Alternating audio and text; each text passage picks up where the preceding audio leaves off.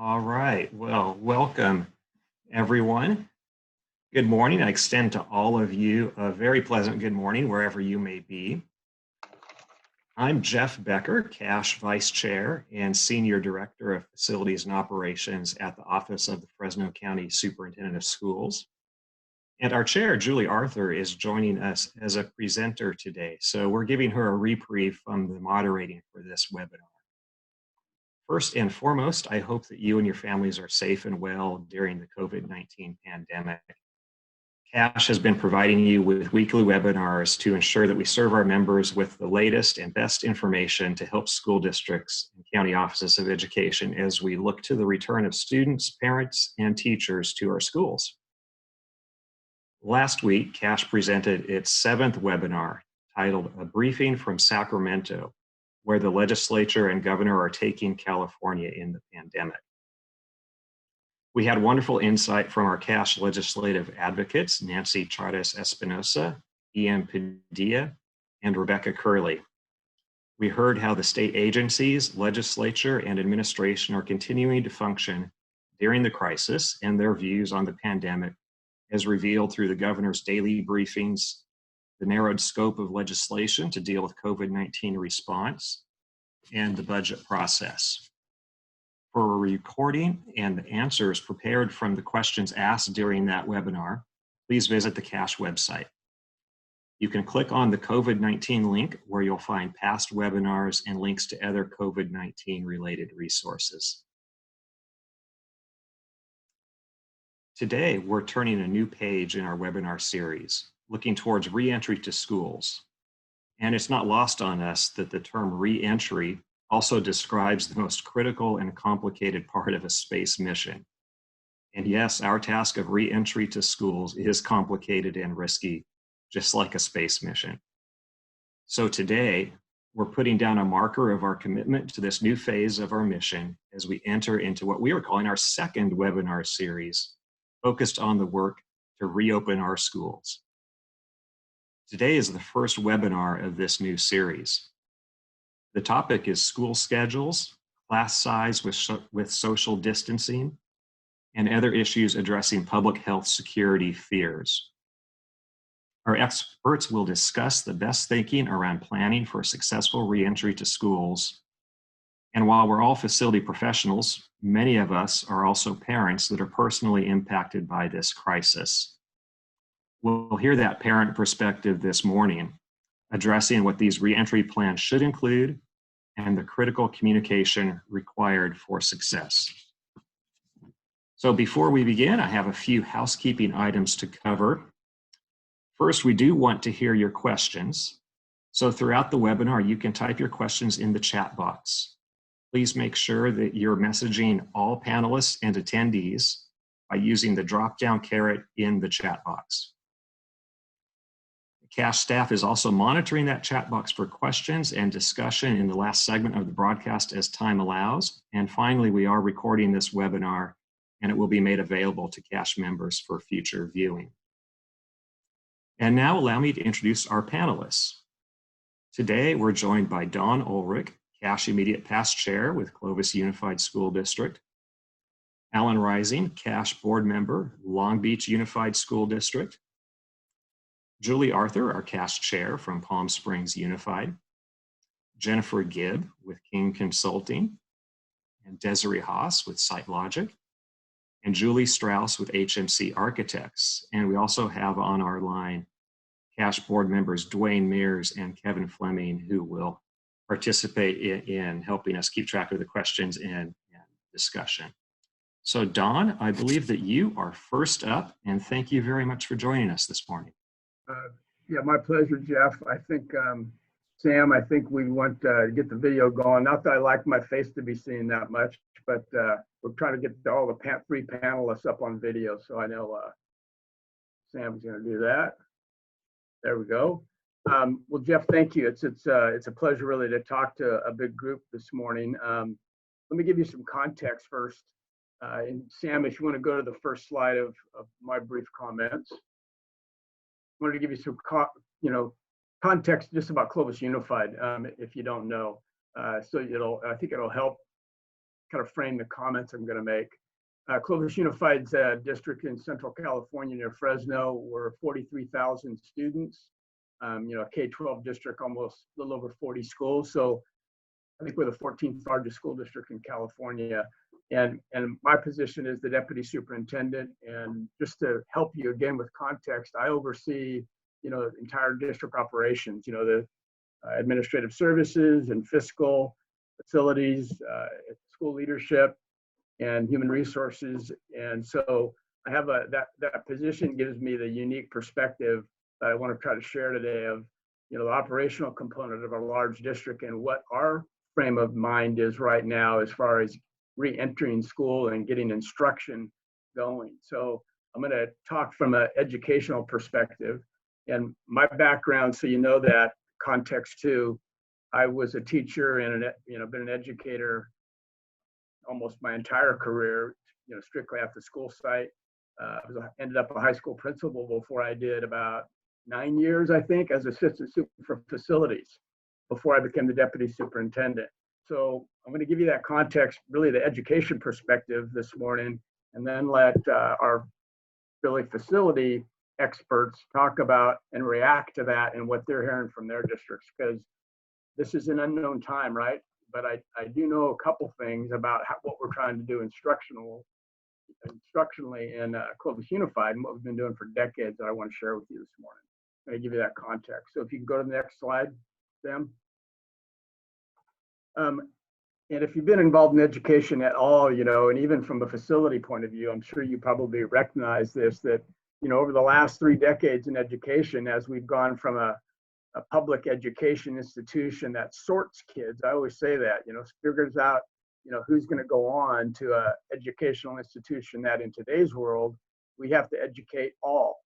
Every student has to be educated. And that has moved education, and it's been slow going, but we're still making progress. That from education, you know, with the sage on the stage, as you'd say, to teacher as facilitator, and student discovery, you know, problem solving, active inquiry, project-based learning, group work. You've heard all these things if you've been connected at all. That really makes student learning and instruction pedagogies moving towards interaction. And interaction means you have educators that know that their most important role is making sure that students know they care, so they know that they, you know, can teach them. And that's the piece that we've been working on for decades, right? And so now if we're required to socially distance ourselves from kids, we're half the time they're, you know, some of the models we talked about, with half the time they might not even be in my classroom, you know, opening up in the fall. How do we navigate those two opposites, right? And that's really what I want you to understand today, is that's what educators are struggling with, is from an instructional point of view, is how do we continue with this work in these pedagogies we've been trying to work on so hard, and now we're going to be separated from our kids for half the day, and oh, by the way, they have to be 6 feet apart and we can't navigate what we've been trying to do. So that's the context I'll continue to talk about. That as facility professionals, I know you probably heard this, and I think we're going to have to problem solve and talk about today. So if you go to the next slide. And I think one of the big pieces for at least a person in my role or in a leadership role in the district, even our principals at school sites, is how do you maintain, from a leadership perspective, you know, this positive learning culture.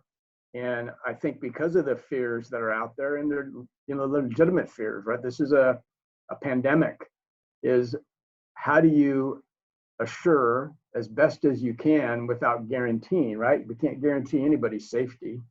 We can make it the best we can, but how do we ensure and make our parents, our kids, and our teachers, all of our staff feel that they can come back to school and feel safe about their health, right? It's almost like I think about the health workers that have been publicized so much, rightly so, for the great work they're doing and the risks they're taking, that when you think about public educators, what other group, I think of a high school teacher that has to meet with maybe 150 to 175 people from the public every day in close quarters, 1,000 square foot space, and they have 35 to 40 bodies in that space, right? Think they're on the front lines. I think we got to realize that our educators, our teachers especially, are on the front lines in a situation that we've had. So how do you appease those fears and get people back on campus feeling comfortable is a big challenge, and maintain that learning culture while we stay committed to students and student learning, right? So how do we maintain that culture? So I think you really have to communicate a vision of safety and quality instruction and calmness, right? This sense of teamwork, we're all in this together. I think our leaders at school sites, especially in the district sense, our superintendents, people in positions like me, have to convey a sense of empathy, because we're going to have people that come to our schools on wide spectrums of how they feel about this. And you only have to read the paper one time to see the wide spectrums of how people feel, from this is a government hoax to, we can't come to school, we're going to homeschool our kids for the next 5 years. I've heard both, right, from our constituents. So we have to maintain a sense of empathy and a can-do spirit about what we're trying to accomplish, in our public schools. So that's going to take leadership, it's going to take communication, and how we, as facility professionals, help our educators and our leaders and participate in that, I think is going to be key to what we try to do to support how we maintain the learning culture in school districts. Just want to go to the next one. And so just the challenges we're facing, and I'll kind of dovetail these comments back to what I just talked about.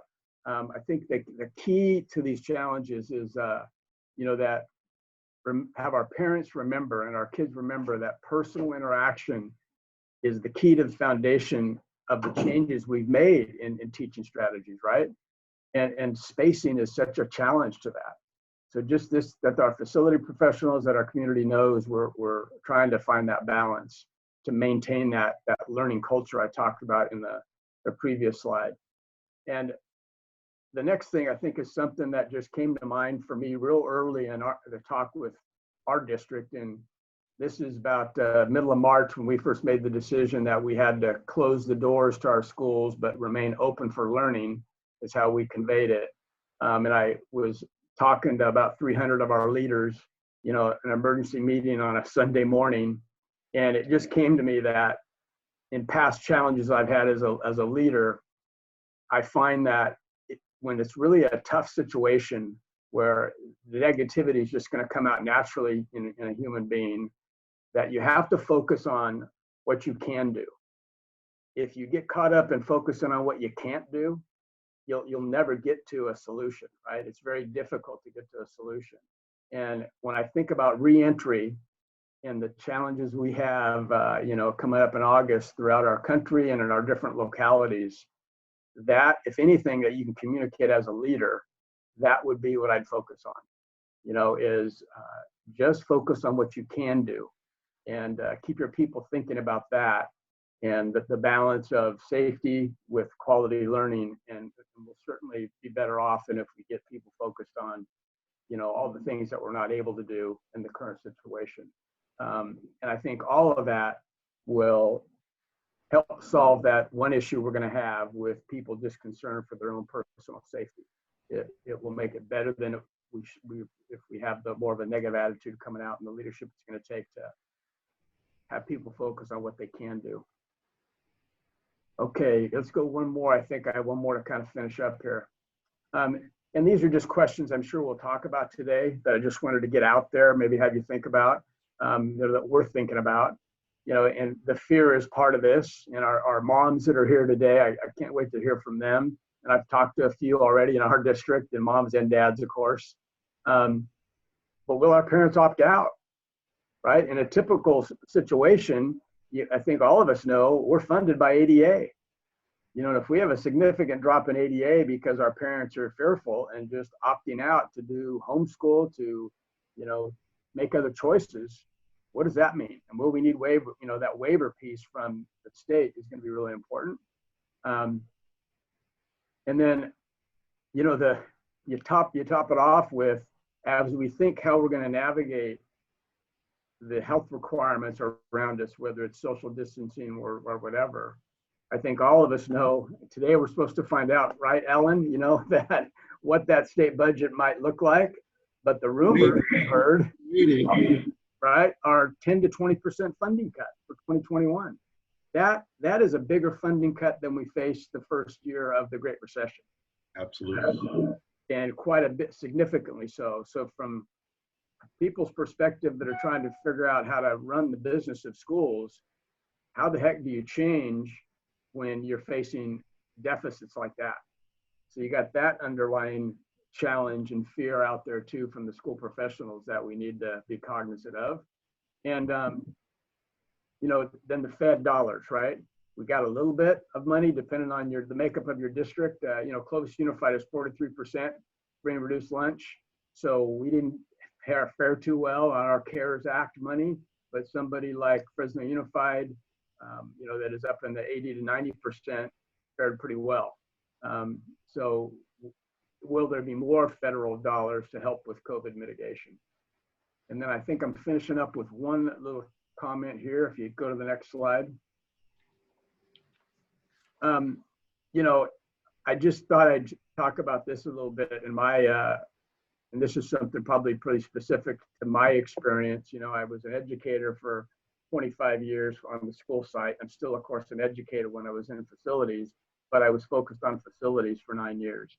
And what was interesting to me in those 9 years was how many times I heard from architectural professionals, contracting professionals, and they go into school districts, that the educators, the principals, the people running the education side of the district have challenges communicating with the facility business side of the district. And that's not anything new, but I was just amazed how often that happens, right? And gosh, what a time, if not right now, because for educators and the facility professionals to develop seamless relationships in their communication, right? Because holy cow, we have to talk, right? When educators are thinking about all the things they need to do to run school with these limitations and these challenges in front of them, they got to talk to facilities. And Alan's going to just share with you some best practices of what they're doing in Long Beach that's facilitating that communication between educators and the facility world and ways to make this work. So I guess my final thought would be, let's just seize that opportunity. That's a silver lining of what we can do.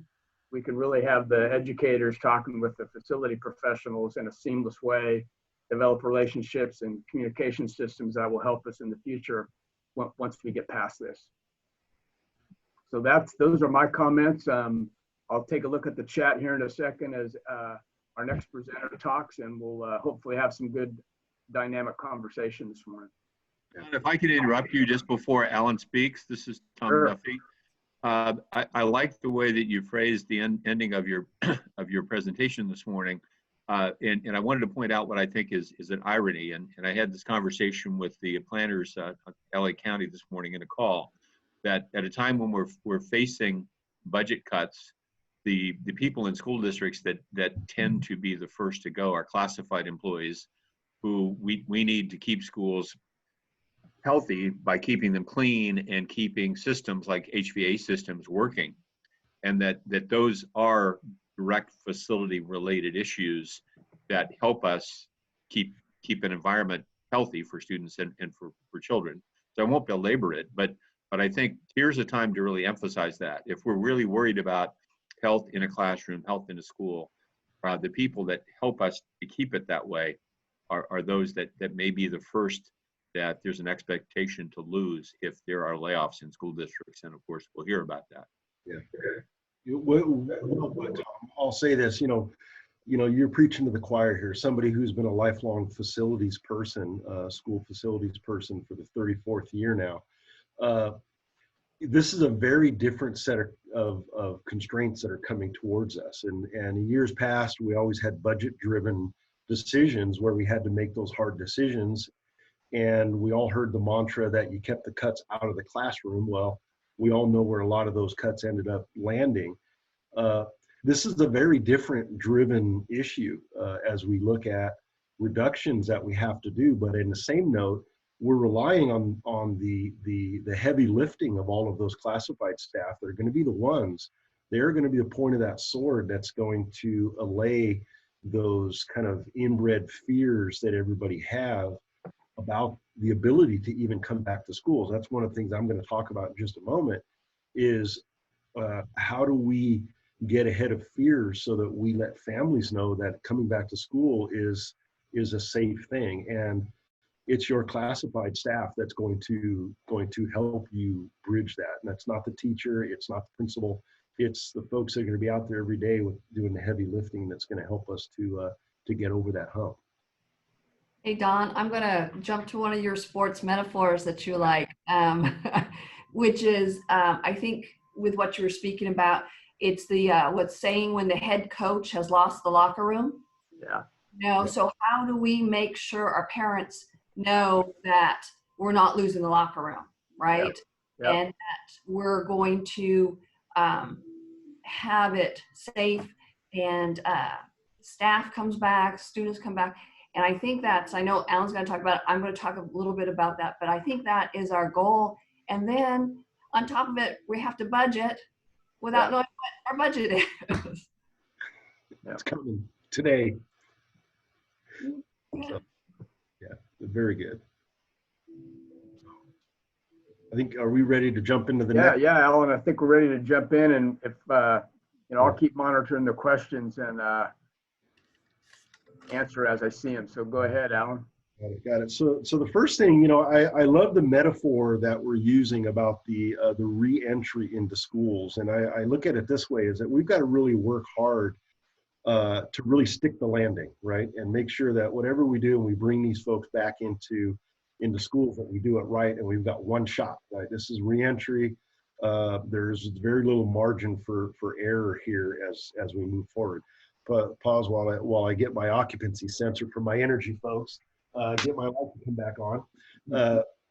But one of the big things we have is we have a $12 or an $18 billion reduction. That's what the governor's projections are. We're anxiously awaiting what today's budget would look like as he submits the May revise, and how those budget changes are going to be reflected. Part of what you'd mentioned, Dawn, in years past, we kind of knew where a lot of those cuts came from, and a lot of those cuts came from areas outside the classroom, and I'm not necessarily opposed to that idea.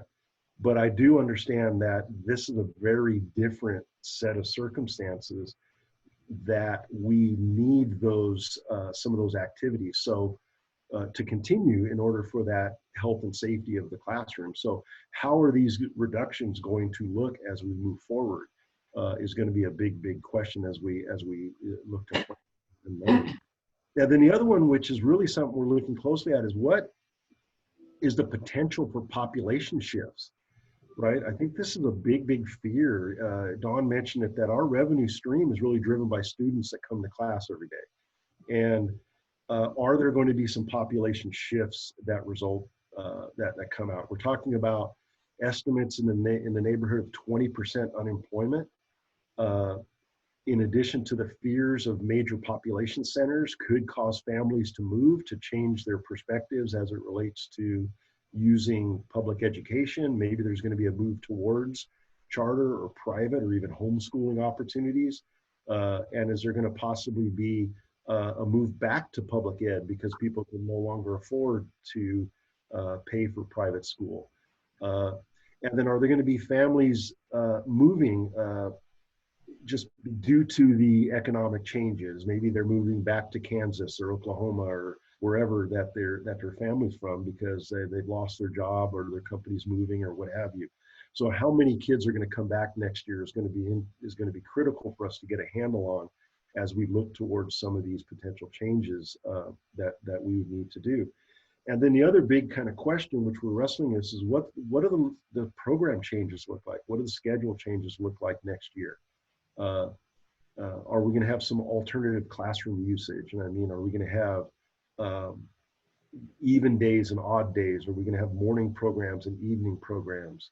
Are we going to have one day in the classroom and distance learning? I mean, there's a lot of ideas that are being floated out there, but I do want to quote what one of our assistant superintendents we were talking about internally is a lot of folks are asking this question of what do we do with all these kids? And his point was we need to start from the concept that all kids need to be in school all day, and then work from there backward and start from that concept of how are we going to get all of our children to school every day so that we can then make sure that we continue as close as possible with that educational environment that we're here to provide. And I think that that's really a great comment as we think about, you know, what adjustments we need to do. These children need to be in school every day, and that's what we're here to do. So we need to make sure that we use that as our basis. So we can maybe advance the slide, Sam. So the first thing we need to do is we need to clear the launching pad, right? If we're going to stick the landing, we've got to get things out of the way, and we've got to close out this school year, which has been something we've been looking a lot at, is how do we do the operational closeouts this year? You know, we've got a lot of things that have to happen at school sites. We've got staff that are in various areas between working every day versus at home, doing home working, just off. So we're working on developing a timeline in our district for how we're going to bring all of our school-based staff back to schools, how we're going to bring our teachers back. Those teachers need to start cleaning out their classrooms and preparing them for the end of the year, just so we can close out the 2019. Just simply closing school on March the 16th didn't get it. A lot of things are just still sitting there that all need to be finalized for the school year as we look to things like student, family, teacher belongings that are in school sites to get those moved out. If we're going to be moving classrooms, if we're going to be shifting our population around, we need to think about that, about how we're going to begin to close out the year. I still have this requirement that we need to clean our school sites, right? Since March 16th, we've done some work, but we really haven't been able to materially get into those classrooms and conduct our yearly cleaning efforts with our custodial crews. So it's going to be instrumental that we really think about how are we going to do that, because there is a lot of fear with our staff about coming back. Our teaching staff is very apprehensive about that. Our office staff is very apprehensive about that. Our district is working to offer childcare opportunities for some of those staff that are struggling with childcare issues, so that we can help soften some of that transition to allow those staff members to come back and get back to work. And then also, how are we adjusting our construction program, our construction schedule? We've got a very ambitious program here in Long Beach, and we've been relocating students and teachers routinely around. And where are we going to relocate them to? I mean, the alternative locations, the interim housing, we've got to be able to get those teachers to come in to be able to materially move their classrooms to other locations. So we really need to think about how are we going to bring all those folks in. We've been communicating with all of our various different bargaining groups, and we've got a timeline established. By the end of next week, we will have all of our staff will be coming back to work. We will be, all of our site-based staff, not our teaching staff, we will be bringing in a rotating group of teaching staff to be able to clean out and address their classrooms. We're bringing in families on an as-needed basis to be able to retrieve personal belongings, with the intent that by the end of the calendar year, which for us is June 14th, all of this material has been prepped and ready for a more traditional summer program as we look to address our classrooms and do what I call kind of clearing the landing pad to get the schools ready. Ellen, there's a great question here about cleaning that I thought I'd just see if you can answer from Joanne Branch to us. And it was about the idea that first liability, right? If you're not cleaning appropriately and being blamed for, you know, some kid getting sick or a teacher. And then also the training. Do you think our custodians are going to need training from experts on how to clean in this situation? Is it that much different? And then will CDE be revising their hours that they recommend for, you know, cleaning classrooms? I guess there's a CDE recommendation. So what's Longfest thinking about that? Answer it in two ways, and saying that that's a precursor to our next in the series of workshops next week. We're going to have another webinar, and it's going to be focused on the efforts that are being done and the techniques that are being done related to school cleaning, training, tools, equipment, all of those type of things. We're having a group of custodial professionals and operations professionals that'll be coming in and talking about that. But in short, to answer that question is yes, it is going to require a different thought and mentality. We're following the guidelines that are given to us by the CDC as it relates to cleaning schools, the type of tools and equipment we're using.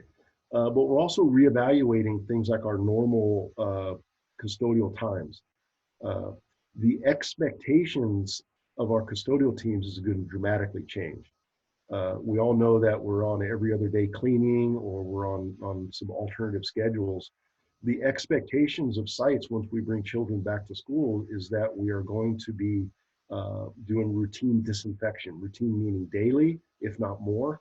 And so we need to think about the tools and equipment and the ways that we handle that. So yes, it's going to be a precursor to next week's workshop. Awesome. So if we could jump to the next slide, Sam. So as we plan, we really need to have this concept of the new normal, right? What are those new normals going to be? What social distancing requirements are going to linger into next year? We've all seen some softening or some changing of that, and some depending on the county that you're in or the area, there's been different definitions of that. But really trying to grasp what are those requirements going to be. What are the new classroom layouts going to look like? Classrooms are a very unique representation of a teacher's personal ways of teaching and the pedagogies that they use in their classroom. And I really don't think that there's two classrooms that are alike in the way that they're laid out or the way that the teachers deliver the product. But we need to look closely at what those classroom layouts are as it relates to the social distancing requirements. And what does that reflect as far as our overall site capacities? You know, as facilities professionals, we cite those numbers all the time. We know what our capacities are. In fact, we update those at least in Long Beach on a yearly basis as classroom layouts change and sites evolve. But all those are going to now change because we can't put 32 little young ones into a space 1,000 square feet. And what does that mean as far as how many children we can put in a site? And will that adjust our demographics? Are we going to move children around to be able to get them into a spare seat somewhere else? What are the individual classroom changes going to look at? We're looking very closely at all of those. I'll just call them collectively instructional materials that are used in classrooms. The little quiet reading area at the back of the elementary classroom, or that science lab display area that's at the back of that middle school science room. All of those things that are put into classrooms that support the instructional program that are now no longer essential to the delivery of the base program that we're providing. We have to really think about that. The other thing is, what do we do with all this furniture? If we're only putting half the number of bodies in a particular space, we are going to end up with a massive surplus of things that we need to deal with. We're looking at, do we have space at school sites to store some of that? Or do we bring in a fleet of ocean containers that we just drop at every school site to store them? And if we do that, doing that in a smart way, because a lot of those materials will be needed at various different times throughout the school year as the instructional program changes throughout the year. So we can't just pack them full. We have to do it in a way that actually allows schools to be able to access some of that. How do you handle and how do you deal with kindergartners, first graders that really don't understand the concept of personal space, that are very much used to the touchy-feely interacting with other children of that same age, and how do we begin to teach those children the concept of 6-foot distances? Sports and athletics, by the very nature, many sports require physical contact in order to be able to play. Are we going to even offer those moving forward? How do you deal with those dance rooms or those gymnasium spaces where it's common at a high school that you'd have 4 or 5 or 6 classes all occupying the gym at one time playing basketball, those type of things. Locker rooms. I know that our locker rooms are not designed as you have 3 stack high lockers to be able to allow students 6 foot separation. So how are we going to do that? Is physical ed going to be, we're going to get waivers, so we're not offering physical ed? I mean, I'm just throwing ideas out. We don't know these. All of these are things that we are planning for as we look towards what next year may look like. And then nutrition services. I added this on there just yesterday. I walked several sites with our nutrition services director, and we began to actually ask the question of how do we feed 400 children all within a reasonable amount of time. He was able to give me some statistics where we typically feed between 6 to 8 meals per minute on a normal day. And if you've been to a market or any kind of a retail establishment, you're familiar with the lines that now form and the delay that happens just to be able to get in and get the material, the things that you want. How is that going to change meal service? If we do decide to open up multiple points of service, who's going to staff that? Where are those nutrition services staff going to come from? If we do decide that we are going to serve in a classroom setting so that we serve all of our meals in the classroom, that's going to dramatically change our meal offerings and the type of food and products that we provide, which is going to increase our costs and the handling requirement for nutrition services. So coming up with a clean plan for how we're going to do that is something that we're putting a lot of effort into right now. Looking at it collectively, it looks like there's going to be at least a portion of the meals that will be delivered to classrooms and be eaten in classrooms. That just seems to be the going trend, but it's definitely a big plan that we're working on for next year. So you can go ahead and move to the next slide, Sam. So this is kind of what we're doing as we talk about the question of classroom layouts and the changes related to the use of a classroom. And again, it's all driven on the concept of how do we get all of our children in class every day. This shows you an example of a typical elementary school building. The building on the left is a kindergarten space. The other classrooms are the upper grade spaces. And we just went through each of these classrooms, pulled up the digital images we have of them, and we began to do the layout. I mean, it collectively almost looks like an irrigation plan, right? On the sprinkler layout, where we plotted out what a 6 foot radius would be, actually a 3 foot radius per person, so you have 6 foot of overlap. And what would that mean? What does the math come out to? So if you flip to the next slide, Sam, this is a blow up of that one area. We looked at it on a square footage basis, and this is making some assumptions that we no longer have all of the additional items in a classroom, that we went down to bare bones, minimalist. We've got a teacher's desk, and we're able to fit, on average, somewhere around 16 students per classroom on a typical, this is a 914 square feet, but typical 1,000 square feet. We can get about 16 seats in there, which equates to about 46 square feet per occupant in a typical classroom setting. So what we're doing is we're taking this information, we're doing this also similarly at a high school setting and a middle school setting, with the goal that we're going to come up with some averages, and then we're just going to plug them into our computer-aided management tool, which actually tracks all of our square footages, and we're going to run the math out. That's going to theoretically let me know that I'm able to get so many seats per classroom. We all know that that's theory. That's really driven by paper analysis. The next step will be then meeting with site administrators and actually walking these school sites, looking at these individual rooms and confirming things like, what is the program? If this is a special needs classroom, an SDC classroom, it might have slightly different needs as opposed to a general ed classroom. Clearly at high schools, we're going to have all of the unique elective programs, the art programs, the manufacturing labs, all of these different programs that are going to impact these numbers. but it's going to give us a general starting point to ask the question, what is the capacity of a specific site? In some cases, due to declining enrollment that we've been dealing with here in Long Beach for several years, we may find that we're able to make it work. In other cases, I know I have schools that are very in-demand schools that we're never going to make it work. We're going to definitely need to look for alternative places to put the children. But at least it gives us a starting point that we can begin to work on over the next several weeks and months to get ready for what the next school year is going to look like. Because we do have a limited time frame to make these changes. We need to move fairly quickly if we're going to move furniture, move material, and move teachers around to different locations to be able to handle the additional space requirements.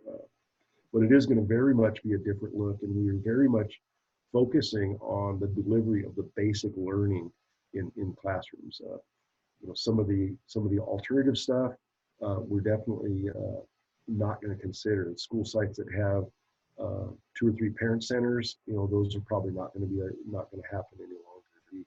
The RSP teachers, the pull-out programs are probably going to end up not happening as we look towards utilizing those spaces in order to give children a space to be during the day, every day.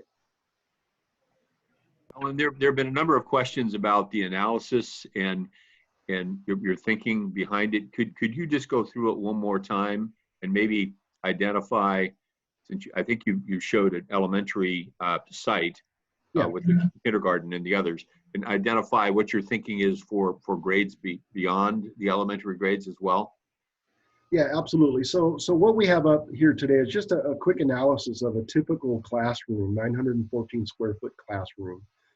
In this case, these were plans pulled right off of our construction plans.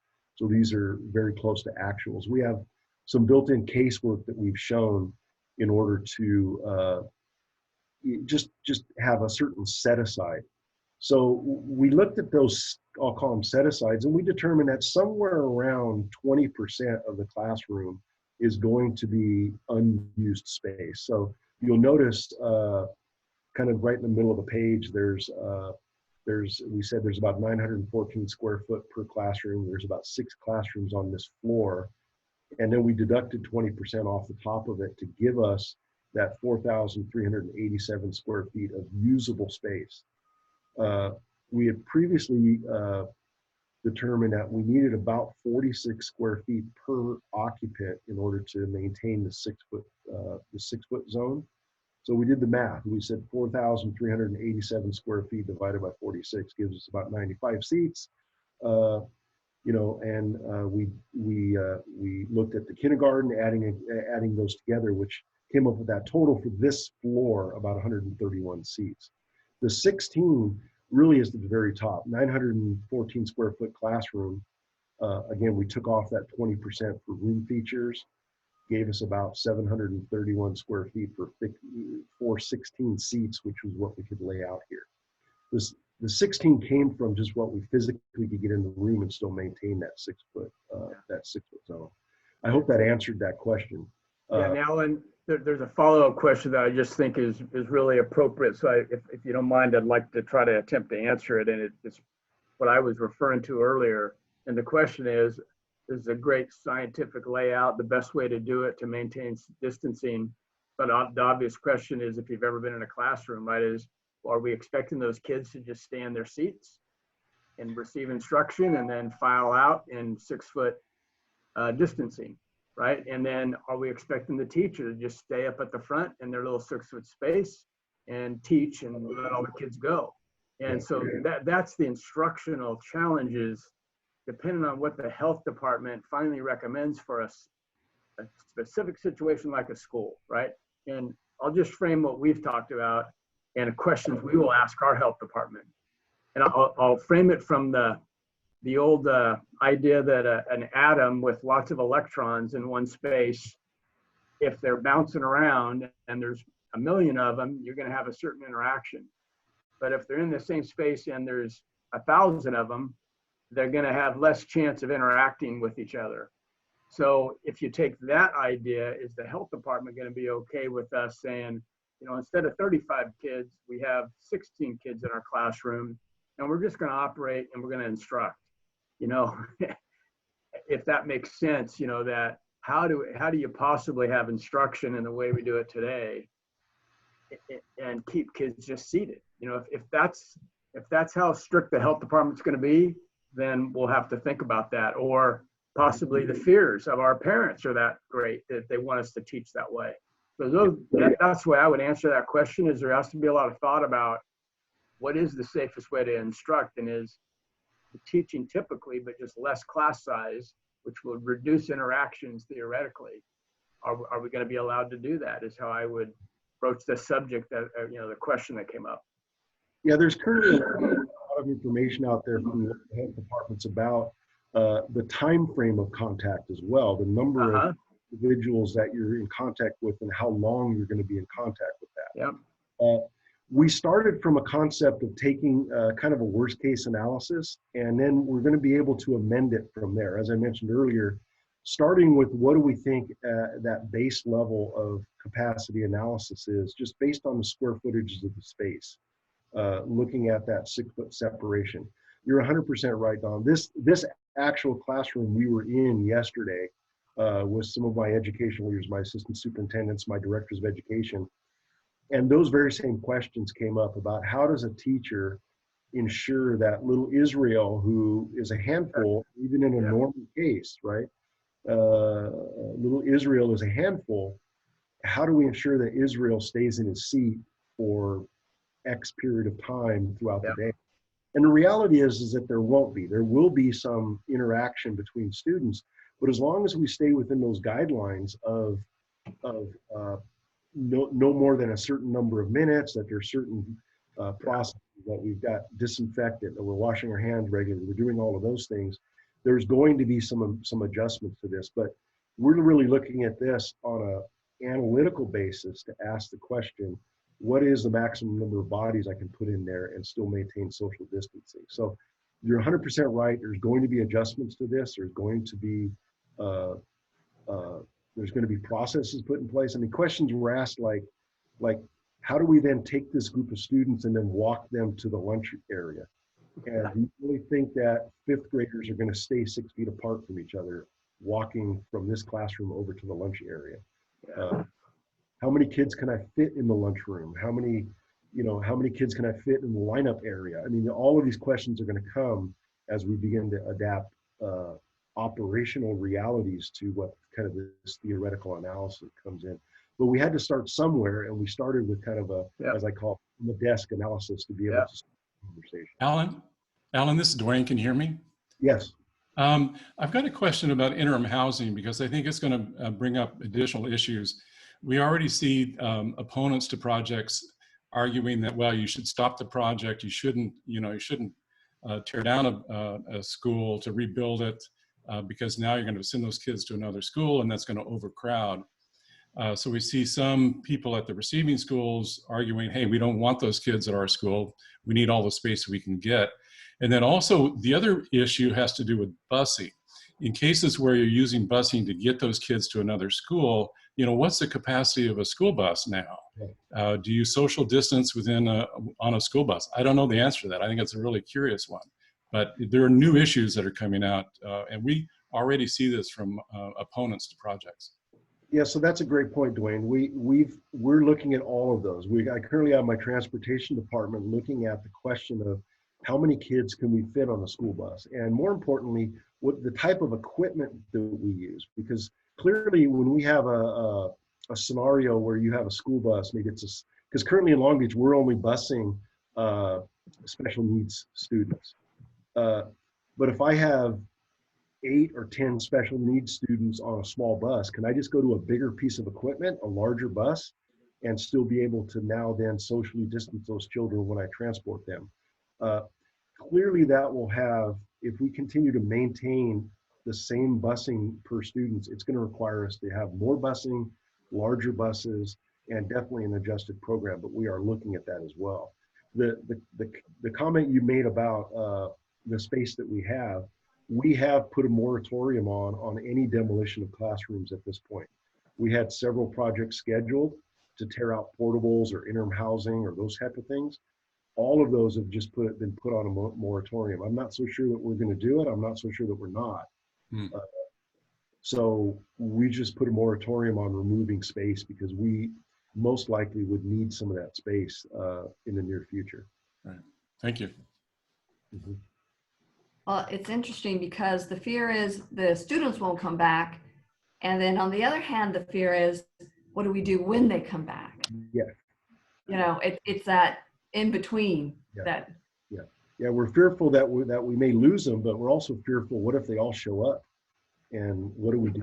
I saw a couple of questions pop up that said, well, what do you do with the rest of the kids? And that's a great question. We got to start with how many kids do we figure are not seated or can't be fit in these areas? And that's going to be a question that's unique to your individual school and your individual area. As I mentioned, Long Beach, we've been going through a continuous level of declining enrollment. So I do have some capacity. I do have schools that are not even close to being full. So in certain cases, I'm going to be able to fit the kids. In other cases, there's just absolutely no way. And it depends on the demographics of that individual school site as far as whether or not we're going to be able to make this work. But clearly, there's going to be some changing programs and changing students as far as where they're able to go to school.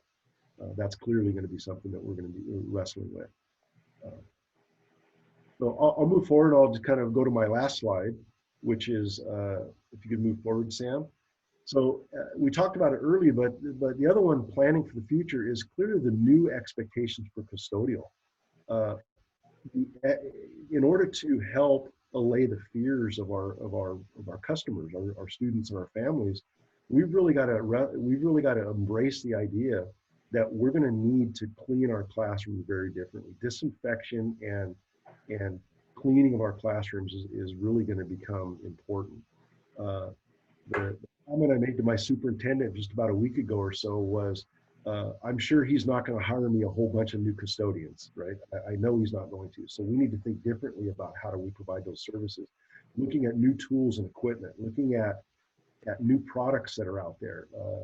We're currently moving towards investing in new tools that actually allow us to fog or coat larger areas with disinfection material to be able to help do that. If we go to something like an AM and PM program, the expectation is going to be that intersection would be disinfected as well. So we may be doing this even multi-times a day with our custodial crews as well as we move forward. And then you mentioned it, Don, the training and support of our classified staff, making sure that these new requirements, this new way of doing business, that we're supporting our custodial folks and our staff that's there at the point of the sword in what they're doing and how they're doing it, to ensure that that they're there for us when we need them, and we continue to support them. And then my last thing is really, as school leaders, we just find a way. We just find a way to support students and teachers. That's what we do. That's what we've been doing forever. This is another challenge that's been presented to us, and our plan, and we will succeed with this, is to find a way to provide the best education to our students and support our teachers as possible. And that's what we're here for. So that's kind of where I'll end. Alan, there have been a number of questions that had related to things that are part of the discussion that you've just presented us with, that related to how you move kids around the classroom, whether or not teachers had access to the whiteboards and electronics, scheduling, and you've referenced this a bit, AM, PM schedule. You have half the students there in the morning, half in the afternoon.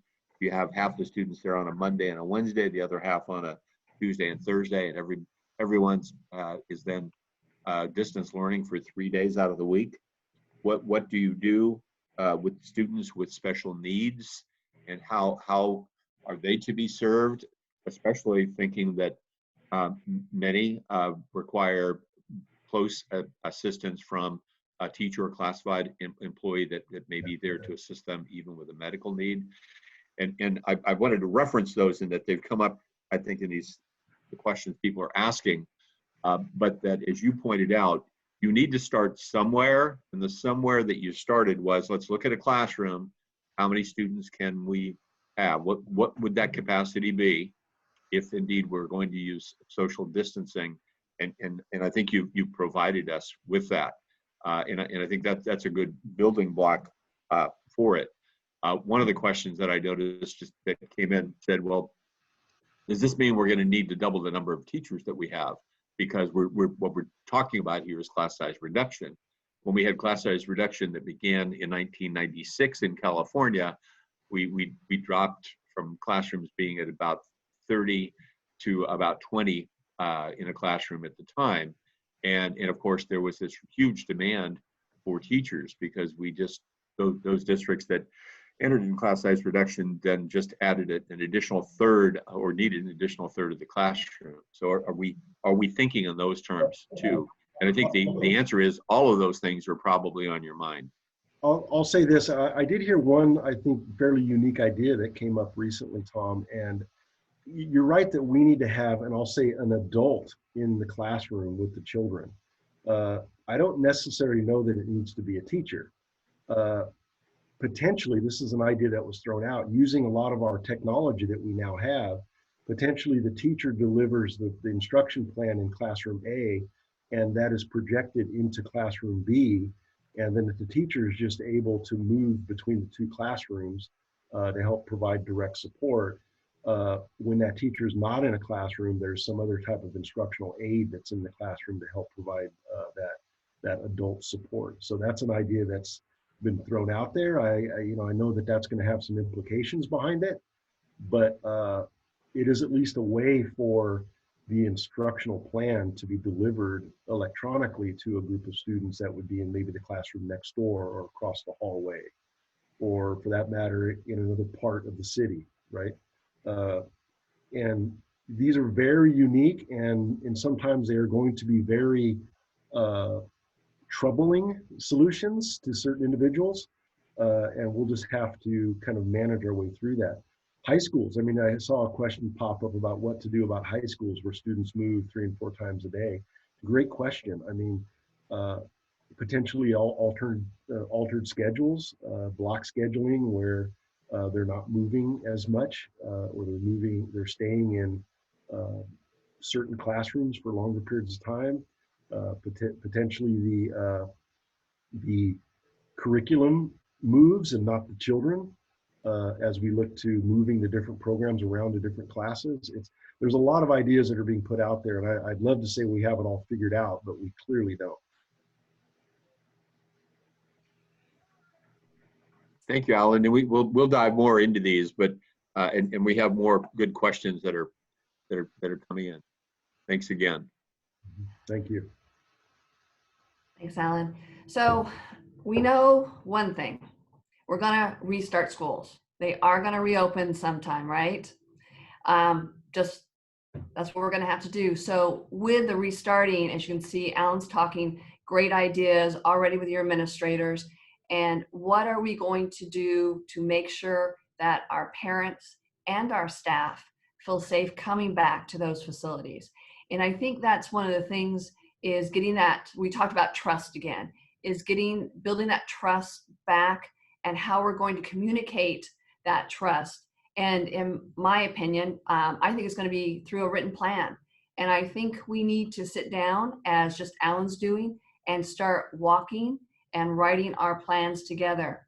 These are a couple pictures I have up here that I've been looking, because I've been researching, trying to see what other countries have done and how they've opened up schools. A little different, I think, than how America does a lot of things. But I think you're going to see, I think I'm going to buy stock in plexiglass right now, because I'm going to see a lot of stuff happening with that. Next slide. Oh, I guess I'm controlling it. Thanks, Sam. So what I'm doing is I'm sitting down in order to get that plan, just kind of like how Alan's doing. And I'm going through our master plan. So hopefully all school districts or master plans are up to date. And I'm analyzing each school because each school and their specific layout is totally different. As we look to get our, I think I'm calling it a COVID-19 space control plan with the safeguards in it. You know, some of our schools are 2-story, some are 1-story, some are finger layout, some are very compact. It's going to be interesting. That's why each school needs to have its own written plan. Each school with the plan needs to be written with the principal at the time. So getting your site leaders for each of your schools with you as you start walking through each of these is going to be big. One of the things, of course, we look at, of course, is locker rooms. How in the world, Alan talked a little bit about that, how are we going to do locker rooms? And that is going to be tough. How are we going to do restrooms? You know, are we wiping down the restroom each time a student goes in there? Who's the hall monitor that's going to stand and make sure only so many students go in at one time? That certainly doesn't happen at a high school or middle school between passing classes, right? Also, we want to make sure that we have our lunch shelters. How we do that. I saw one area of just in passing through, will we have theater at our high schools again? How are we going to do that? So all those are very interesting on this, on the distancing. One of the things I want to do, Sam, can you hit the next slide? It's not moving. Okay, all right. So I took these pictures Monday night. This was over at one of the parks in Palm Desert. These were not our students, but one of the things you're seeing is all the play equipment. It's all taped off. It's not for use by the students. And is that what we're going to do? How will recess look differently now? Our kids have to get up. They have to have physical activity. It's part of making sure that brain is working. And so are we not going to allow them to use any of the play equipment at the schools? Also, next you'll see basketball courts. How do you have a sport, especially at our high schools, without close contact? These students were there. They're from a neighboring high school, and they're just dying to be together and get out with physical activity. We had the, this weekend, we had our county supervisors vote to override our county health department rules. And one of those is that in the county now, face masks are not mandatory. But with reaction to that, each individual city has come back and made certain requirements on having a mask now. And so it's which city are you in of what you have to do. It's getting that complicated in our area. It's going to be very difficult. Sam, next slide. So this was also the same night, Freedom Park. This is one of the local high school football teams getting together. And as you can see, there's no mask. The coach didn't have a mask. But what do you do? What do you do with the football? Are you wiping it down each time you throw it or catch it? Not reasonable. So those are the tough things that we're going to have to work through as well, besides just the classroom and the instruction. Because as we know, each school is not just a school that is sitting in a classroom. Each school is, the entire school is part of that classroom. So one of the things that I'm worried about are drinking fountains. We are in the desert. We need lots of fluids. We need water. So are drinking fountains going to be off limits because you can't touch them? What about bottle filling stations, as long as they're touchless? And if not, how are we going to make sure all of our kids have water? So that leads to my next slide as I start working through is school area analysis. So again, using my master plan, I'm going through each individual school and I'm taking components of that school and that area and start writing basically what some of our protocols will be. And then also what we think the safeguards need to be for those. Now, as you write those, then you start putting items together kind of, and I've kind of made this concise just to fit on this page because this is multiple.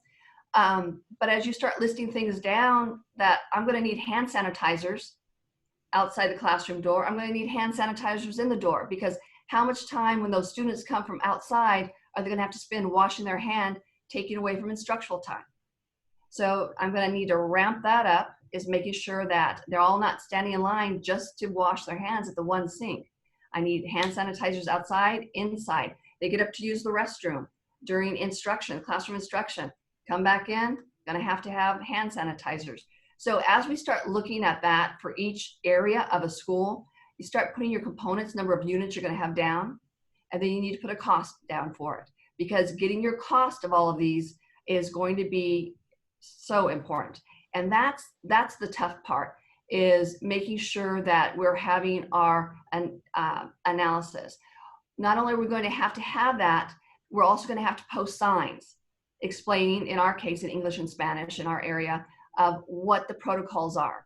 And it's not just classroom protocols. It will be protocols for visitors into that front office, into that lobby. How are we going to be purchasing plexiglass screens to put at each counter? Will a teacher want a plexiglass screen to stand behind from the students? Will they be interacting? And I think it's going to be interesting, because you're going to have to see what the comfort level of each teacher is. We have in our district a large majority of teachers over 50. Probably, I want to say over 60% of our teaching staff are over 50. Will they feel safer with different safeguards than those younger teachers who may be in their 30s and possibly not at risk as much? So this is just going through and making recommendations for hallways. Again, each school is unique. This, I started with an elementary school, is just how we're going to pass in hallways. Will hallways be one way? Can we do that? I don't know. We're actually going to have to mark it out. And in passing, will it be 6 feet as everyone walking in a line, staying 6 feet apart? There's so much going on. Will we need to tape off the one-way markings? Will we need to tape off? Alan mentioned about the desks and how we're going to do with reduced number of desks. But it's not just classroom reduced number. I need to remove stuff out of the staff lounge. I'm going to have teachers with chairs out, tables out. How are we going to move and operate with the copy machines? How are we going to move and operate with a whole list of the areas of the school in the kitchen? You know, I think, let's move on to the next slide, Sam. I think as you see, what's important is if I'm storing the furniture, I'm taking away space in a classroom, right? So it needs to go someplace. And will that be safe enough? Now, some of the areas, if we're moving it out, again, do we need to do that now? And the equipment and furniture go. So in our brainstorming and working with our purchasing department, now I'm not lucky like Alan. We're not down in Long Beach where they've got a whole host of containers right outside your window for storage. It's a little ways down the block. Yeah. Just have them tug it over, right? At each of the schools with all the cargo containers there. Will we be giving up rooms and storing them there? Will that ASB room not happen now? Will that parent room not happen? So that's part of each school analysis that you need to start now and start going through and writing. Are you going to store your equipment? Or in our case, we've talked about certain schools. They don't want the equipment, their desks, the furniture to leave the school site. We've spent quite a bit of money in the last couple of years for new furniture, and it is highly regarded that they want to keep it on site and finding that possible site to do. So we've thrown some things out that possibly we'll just remove the chairs and push 2 desks together to give it that 6 foot and have the aisleways that way. That way, at least the large part is there. Mark them off. There's going to be obviously a lot of tape and a lot of things that we're going to cover, so students won't use that. But that's also part of one of our ideas that we're discussing. So Sam, go to the next slide. So this is, again, a couple things that they were doing down in Denmark, where they're actually moving and leaving the space in between. They've removed the desk out. But as I said in ours, it might be a hybrid of it. We might just move the chairs out so they can't sit there, mark the desk area off, so we're not having to move it out. If you can imagine moving out half the furniture out of every classroom when a high school has 100 classrooms, right? moving all of that out and story. It's going to be, for that teacher that's been in that classroom for 25 years straight, yeah, right? right. And some of that is also that support to that teacher. This is going to be a very traumatic thing as we look at how we're going to change that mechanism that person has taught for 25 years, and how is this going to be very, very different. Right. Absolutely. It is, they have their teaching items in there, and it's how are you going to move those out? It's what part of how they teach. All your bookcases with your books, and as you mentioned, the reading corner in our elementary schools that where they fall in love with reading in their books and stuff. It is going to be difficult. One of the things we're looking at is teaching is not a static thing. It evolves throughout the year as different curriculum is offered, and so this material that you move out may need to be accessible by that teacher so that they can get to it as they move into the second semester, and they change that. Now they're talking about earth sciences as opposed to something else, right? So right. All of this material can't just be stored somewhere and stuffed away, never to be seen again. It has to be done in a way that's that we ensure we can get to it later. Right, and depending, and again, California has such diverse climates in it. We're warm. We talked about, you see the kids outside. It happened to be a nice evening where they can go outside, but come August, we can't do outside that much. We're 110 and humid. It's not a lovely time to sit outside and have an outdoor class, as nice as that would be. Air conditionings have to run, and that's some of the things on my spreadsheet I have also is the number of additional filters that we're going to need to buy and change out more often, and making sure they're HEPA filters. All those need to go in that calculation, because when you start going through and actually itemizing those out, it's a huge cost per school site in order to get it. I mean, just in developing signs and making sure all that's out there. In our case, we have energy management systems, right, running our air. Well, they require the doors to be closed. If the doors are propped open, the energy management system doesn't come back on. Do we need to reprogram that and take that off now? Because the safety of it is not touching the door handles, right? Propping the doors open, especially your interior doors. Is that what we're going to need to do? Which is the opposite of our safety plan that we've been working on for the last couple of years. Only because, again, it's more touching and transaction of our students. It's the possibility of where germs could be. Go ahead and go to the last slide, Sam. So this is exactly, we're taking kind of our ideas here and making sure that we figure out what makes sense for each different school. And it's going to be crucial that we provide training to our staff and our students of our new protocols. And I think that is going to be the ultimate. Getting those protocols also written down. Again, we want our parents to feel comfortable sending their students back to us, that our school is going to be the safest place for them. And to do that, you've got to have a written plan. I think it should be shared. It's something with the school staff you form, and it's something that the parents can read and look at to see that you're taking the most precautions possible. And again, we all know, I've got my my lotion here. I think I've already washed my hands like 50 times today. And every time I wash, you have to come back in because they're getting so dry. But that's the new normal, is we're going to be washing our hands everywhere. Our students are going to be washing our hands. Our visitors to our school sites are going to be washing our hands.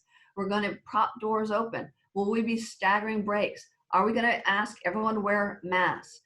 We know, we've heard from our experts recently, that increased ventilation, open doors, open windows actually helps stop the spread of the virus.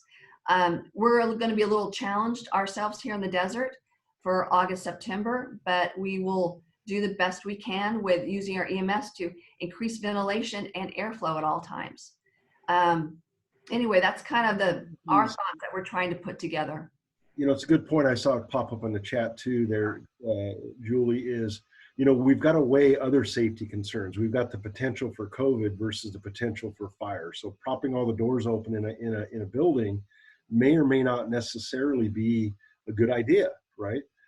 So weighing those different exposures that you have is something that's going to really be problematic as we look to addressing some of these concerns. Yeah, no, Julia, a question that came up that I think is good just overall from a safety perspective and alleviating people's fears is how can our health department and even our nursing staff come up with protocols that ensure people that were, you know, somehow whatever's available in August, it'll be better than it is now as far as testing and tracing, right? And so we have a little subcommittee of nurses meeting to talk about how would we, you know, in other words, what can we do? Could we check temperatures of every kid once a week? And anytime there's a temperature spike, then that student is required to stay home or prove a test that they're negative. Well, it's not just Something like that. Yeah, It- staff too. It'd have to be everybody coming onto that site. You know, is there a way to trace without infringing too much on the civil liberties, you know, we expect in America? That's the challenge we have in America, is we have a little higher level of civil liberties we expect than maybe other societies and countries. And how will that be challenged? But I know parents I've talked with, when I say, what if we were, you know, taking temperatures on a weekly basis, those students would have to, and teachers, employees would have to prove a negative test or that they have it in their 14-day quarantine, et cetera. So that seemed to make sense to a lot of parents. It's just something that we're looking into in Clovis Unified. Yeah, I was reading in Germany that they actually have the test outside, Right. and each of the high schools and the students, if they want to go into the high school, they have to get tested, and their test is good for a week, and they actually have to wear a little tag showing that they've been tested and their test came back negative. Yeah. And it's interesting, but again, it's not once we have our students there and our staff there. What about the parents coming in and out? Yeah. You know, are we going to test them? And what if they refuse? You know, there's a whole just a array. And I know it seems overwhelming at times, but I think we have to, you know, start at that one point. That one point, as Alan was saying, let's go in now. Let's start with setting our classrooms up as if we were going to start school right now, and how we would socially distance. Then that will give you a real life as you walk through that school. And that's kind of what I've been doing, is walking through that school, you're going to see additional challenges, and those need to be documented. And again, you know, I was looking at online as we were looking at hand washing, you know, and the temporary hand washing facilities you see at the construction sites. If I'm buying those, that's $1,000 a pop. And how many can I get, you know, for the schools? And then again, 2 years later, I've got my vaccine, and how I've got 100 hand washing stations, and all those hand washing stations have to be filled because they're temporary. And I mean, it starts getting big, but some places you're going to need that, and some places you need to buy with a sanitizer. So I think that's kind of where we're going to have to go, is each day we plan a little more, we walk it, we get that visual, we get that feel of walking that school site with our administrators there of what normal is, and then we keep ticking away at what we can do to help make sure it's safer and that we can make sure our protocols are being followed.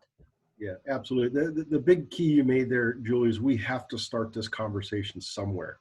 And Yes. This is what we're doing now, as we begin to identify the challenges and begin to look at solutions for the challenges of how are we going to actually pull this off. And we got to start with that base analysis. But we're looking at all those things, like how many classrooms already have hand washing capability built in and how many don't. Where do we need to potentially add hand washing stations, and what do those look like? Because one thing that I've at least personally come to the realization is this is not going away. Even when there's a vaccine, some of these things that we're now seeing are going to become the normal. If we're going to begin to set up temporary hand washing stations, those are going to become permanent. And and because we're going to require folks to wash hands and to do all of these things. The expectation is going to be established. So making sure that we're thinking about that as we go forward on what can we sustain long-term based upon the type of resources that we have is so important. Because I talk to my folks all the time is we have to talk about sustainability. How are we going to sustain some of this stuff? Because once we've established the expectations, it's not going to go away. Right. Alan, I'll just frame one question that just came across that is kind of, I think we need to think about, you know, and what we can do reasonably. And it's just a lot of parents have said this to me as well, is the only safe alternative, really safe alternative, right, is to stay home. So it's what I said earlier about a vaccine. You know, in other words, until a vaccine is on the table that is available, you know, how do we put people in situations where they're constantly together? You know, and that's the fear that is on a lot of people's minds that we just need to keep embracing. You know, it's Julie made me think about it when she said, I'm going to spend all this money, even if it's Fed money that's coming in that we can use to buy thousands of hand washing stations. You know, when we have a vaccine, where do those go? You know, I think there's going to be societal norms that change. So Alan, correct. I honestly don't think they go anywhere. I think that once that feature has been provided, the expectations of our community are going to be that we maintain them and we keep them. Even with a vaccine. When you begin to take away sanitary things or safety and sanitary things, that's a pretty big statement. Yeah. Right. Well, here's what we do know, and I know sheltering in place, we hope it saves some lives and stuff, but the reality is restarting school is vital to reviving our economy. Yes. We have to. I was in Trader Joe's last Friday, and I had my district shirt on, and two of the workers there came over and said, "Oh, you're working." I'm like, "Well, yeah, we haven't stopped working." He's like, "Are the schools opening soon?" It's like, "No, Riverside County, June 19th. I said, "But we will reopen." And it's just that concerning to them, is that how important having their students in school is. Yeah, I have a similar story, Julie. Going to a local sandwich shop for lunch and have my ID badge on, which I always have on, and the clerk behind the counter just really began to talk to me about her fears, and she says, "I'm not so certain. You know, what are you doing to make sure that when you open school, what that's going to look like?" So you could feel the sense of fear that was in her mind about what are we doing here locally to ensure that her child was going to be safe when she goes back to school. So people are thinking about this. Right. And so it's not just the parents and students that have the fears. It's going to be our teachers and our staff at school.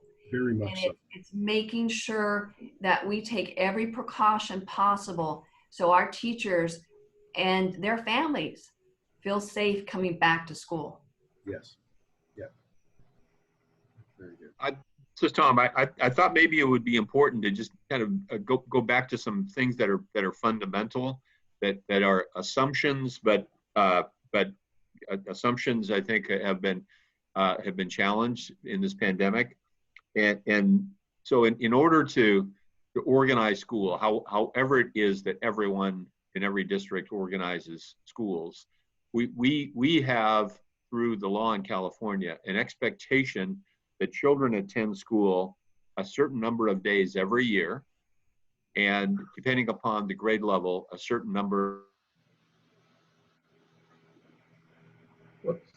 Did we lose you, Tom? Yes. Got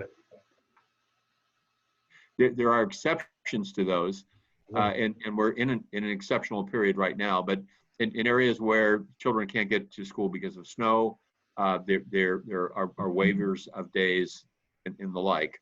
But I just wanted to frame that, because unless the legislature determines and the governor agrees that we shorten the school year, or that we shorten the school day, or provide other means of managing during this difficult time, that's the framework we have to work within. And so, Alan, you know, I was thinking of that as you presented your analysis at the beginning of how you were seeing students being able to be accepted into a classroom in a healthy environment, and what that means, and what that means then for scheduling either every other day or in the morning, in the afternoon. I think there was a question about multi-track year-round and whether or not that could be used again. And again, all these would be, I think, options to school districts for their use. But just in terms of the calendar, Alan, in your discussions, and also Don and Julie, in your discussions internally, have you talked about the school year and whether or not the school year is something that you really would like to delay starting, or are you talking about beginning at the time that you have within your teacher and classified employee contract to start school and your contract with the community? We are talking about opening that first week of August, just as that's our beginning of our school year at this time. So that at this time, we're gearing up for that. So go ahead, I Julie. just want a little different. So right now with the distance learning that we're doing, teachers are sitting in front of their computer and helping students. Now that distance learning and live streaming from the classroom, that would require a camera to be set up. The teacher, in most cases, the teacher is not sitting at their desk. They are up and teaching and moving around connection-wise. Live streaming that would require cameras. So again, you can start adding that to your spreadsheet of cost if you're going to do that, which is an option. And then trying to procure all those cameras at the same time. So sitting in front of the computer and doing some distance learning, while it's good, it doesn't replace teaching. And Don, maybe you weigh in on that. Yeah, that's what we're finding. You know, we feel like our teachers are, for the most part, just going above and beyond what we expected as far as distance learning and how they're connecting, you know, just on a daily basis through new tools like Zoom and, you know, different virtual formats, and the care that they're showing and making phone calls on a continual basis. It's just, I'm in my later time in my career, right? I'm just so inspired by what I see educators doing in our district, right? But we also know that there's going to be significant learning gaps created because of this last quarter of school, you know, especially in our homes that don't have quite the support at home that the kids need. We know we have that in communities. In some case, 90% of our kids are living in those kind of situations. So those, and now we're going more and more towards homeless. Yeah, and so we know those gaps can't be sustained if we continue to go online. Even if as we're learning to do it better and better, it's back what I started with, is that the education is a business that's done with personal connection. That's the way it's done best. That's the way you reach kids, especially kids that maybe come to school not prepared to learn. And it's going to be, that's why we got to get back to normal as soon as possible. That's why I keep going back to a vaccine, you know, just really extensive tracing, you know, expertise done by the health department. Those things have to happen sooner than later, or we just have to accept, you know, the limitations of learning we're going to have. Yeah, I think it speaks to what I said. Our thought process as it is every kid every day, right? Yep. That every kid needs to be in school every day. And how are we going to make that happen? And that's the expectation. That's the baseline that we're working on. And then how are we going to, if there are adjustments needed, what kind of adjustments do we need to make so that every kid is in school every day? And you know, Tom, I was thinking, we haven't heard from our panelists, our you know, parents that are on the call or on the panel here today. I don't know if we have time to maybe hear from one or two of them and just their perceptions of what they've heard today. Don, they're there, and we have plenty of time for them. Okay. Good. The other quick comment I'll make, just to kind of reinforce what Julie had mentioned, is we're still planning on right as of today, and I'll say that again, as of today, our plan is to start school at normal time, which is the third week of August in this coming year. So that's the line that we've drawn, and we're working towards how do we get every kid in school every day, and making those adjustments. Yeah, we've gone through, each school site has gone through an inventory and handed out their Chromebooks. And then we have once a week a setup that we're rotating, that you can come if your Chromebook's not working or you're having trouble with it. You can come. We've got our tech department actually outside under a big cover and working in the parking lots at the schools, helping either replacing the Chromebooks or showing them what's wrong or what something's happening. We've got we've set up hotspots throughout our district. We've put them on buses and have set them different areas. So we are doing everything we can to get devices into our students' hands, knowing that many times these devices probably aren't going to come back. And in some way, I mean, so again, there's another cost, right? We're going to have to be replacing a huge amount of Chromebooks because of the, being at home and things falling and breaking and things happening. So, I mean, that is another reason why it's so important for our students to actually be back in the classrooms. I think this is a great moment to transition to our parent panelists. I just had so many thoughts as I'm listening to you folks talk about this, and a couple of things that Dawn opened with, and we kind of came all the way around to, struck me. One is that this is a health crisis. It's not an education crisis, but it's a health crisis that has a profound impact on the education community. Right? And that is really driving these multidisciplinary conversations that are happening as we talk about the facility issues and we watch the chat box and all the other folks on our team, both inside our school districts as well as beyond our school districts, that we have to talk with to get through this successfully.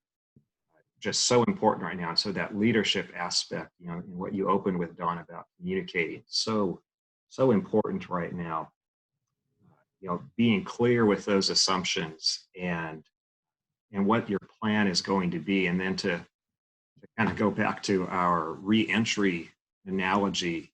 Now that Alan's got the landing pad or the launch pad cleared, the constant adjustments that you make along the way. And I think that communication with our parents, teachers, classified staff, and community is going to be one of the things that we're going to have to do very well to be successful. We're not going to have all the answers right up front. Nobody has all the answers about anything right now.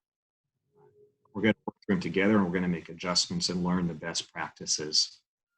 So fantastic content, everyone. And why don't we bring up our parent group, Jennifer, Desiree, and another Julie Strauss, and we'll talk about that a bit more this morning.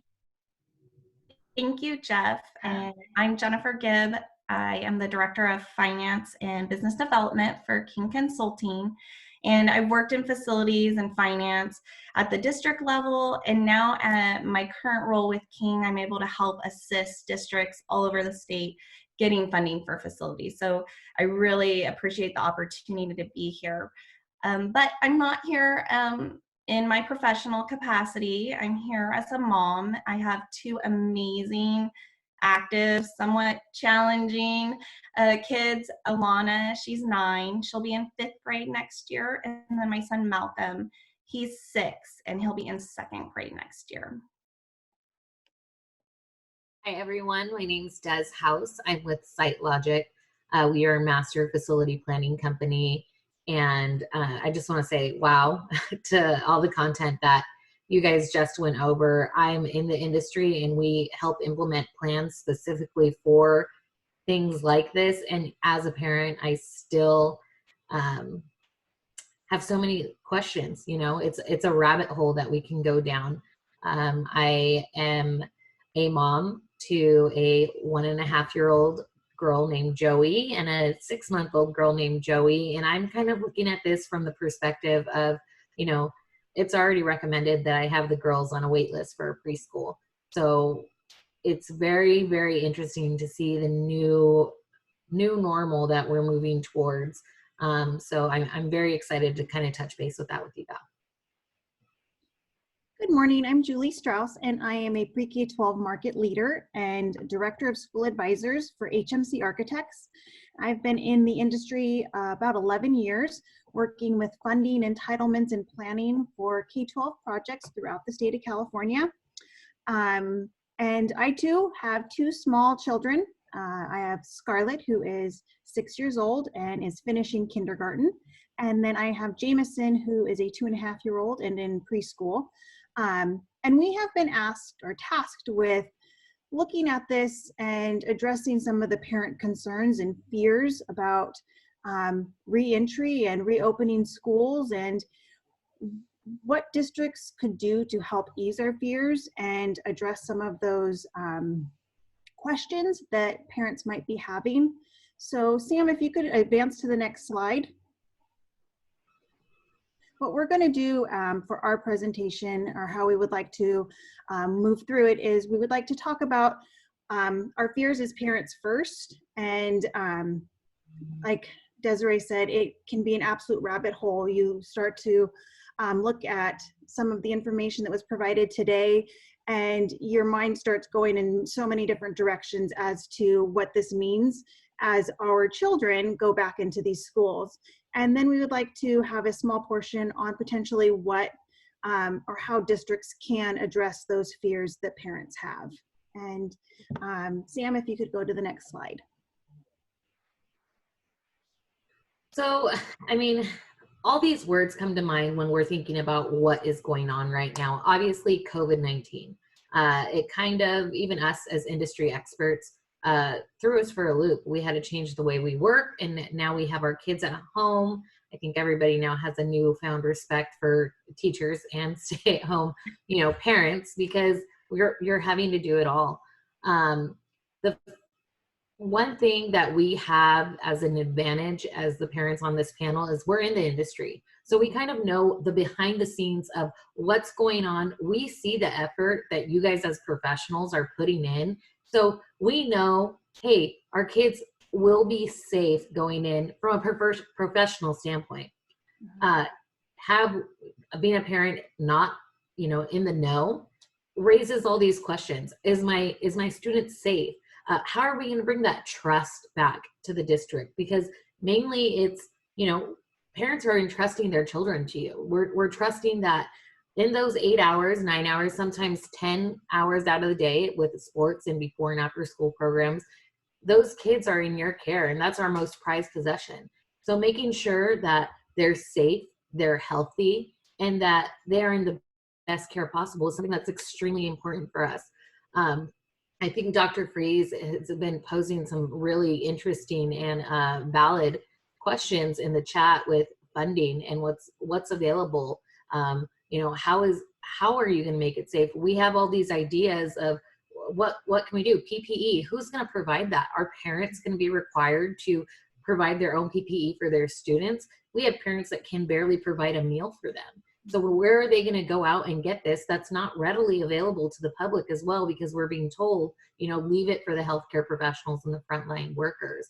We're kind of, we want this to be an open dialogue. So definitely post anything in the chat that you think, that would be a concern as well. Jennifer and Julie made a phenomenal point when we were brainwashing this, that for so long we've heard the narrative, we're safer at home. Safer at home, you're safer at home. And so now kids are like, if I'm safer at home, why are you sending me out?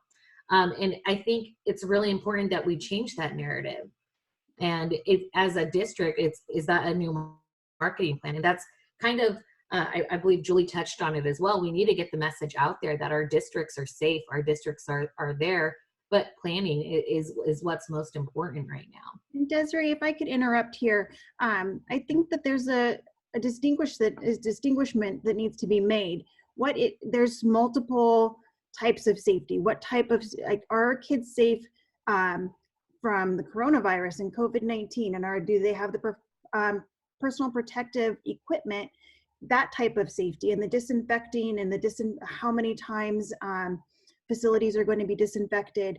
And then there's also the mental health and that safety aspect that also is a huge concern for me as a parent. I mean, Jennifer, we've talked about this quite a bit. We have little ones that have dealt with this and compartmentalized this in many different ways.